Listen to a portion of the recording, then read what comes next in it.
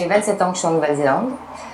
J'ai fait mon apprentissage en France. J'ai travaillé un petit peu en Angleterre, à l'époque du grand Vidal Sassoon.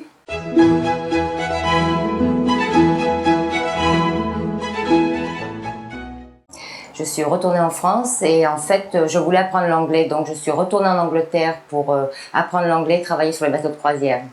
Il y en avait beaucoup moins que maintenant, c'était moins la mode.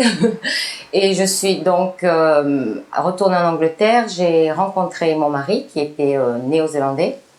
Et nous sommes restés en Angleterre pendant 4 ans. Et tout d'un coup, il a eu envie de rentrer. Nous sommes rentrés pour supposément 2 ans. Et nous voilà 27 ans plus tard. Donc je n'ai pas travaillé au début, nous avions des petits-enfants. Donc je m'en suis occupée. Et après, j'ai commencé à travailler un petit peu à mi-temps. Et il y a 21 ans, nous avons acheté un salon. Et me voilà donc, depuis 21 ans, au travail. Ça fait partie de la mode. Donc la France, on a quand même toujours la même réputation hein, d'avoir du style, du chic, sans effort, soi-disant. Donc le côté français, j'ai essayé de le maintenir beaucoup, avec de la musique française, des magazines français. Je ne sais pas pour quelle raison, j'ai souvent des employés pas français mais européens. En ce moment, nous avons une Russe et une Roumaine. On garde un petit côté quand même très européen. La clientèle aime ça. Faut toujours essayer de trouver un petit point de différence. Tous les coiffeurs coupent les cheveux, tous les coiffeurs font des couleurs. Donc, il faut essayer de se démarquer un tout petit peu. La différence, moi je vois surtout ça dans la coiffure, la différence chez la femme française est moins loyale, beaucoup moins loyale, parce qu'elle se lève un matin, elle se trouve moche, il faut absolument qu'elle se fasse coiffer ce jour-là. Donc c'est n'importe qui peut la prendre, elle ira. Alors que la néo-zélandaise est beaucoup plus... elle s'arrange beaucoup mieux. Les gens partent avec un rendez-vous. Dans 6 semaines, 5 semaines.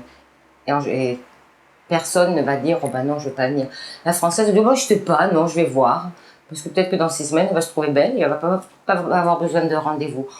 Je trouve aussi qu'elles achètent beaucoup plus de produits chez notre coiffeur. Ça, c'est aussi dû à un moindre choix dans les magasins qu'il y a en France déjà.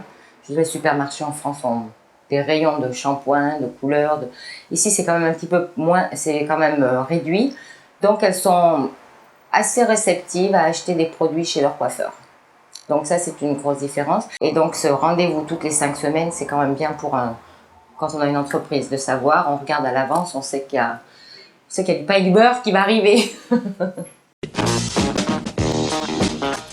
Il faut déjà s'inscrire à la chambre d'artisanat, à la chambre de commerce, on a déjà dépensé je ne sais pas combien de temps.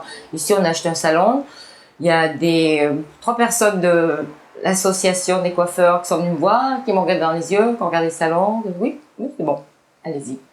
Personne ne m'a demandé de traduire mes diplômes ou quoi que ce soit.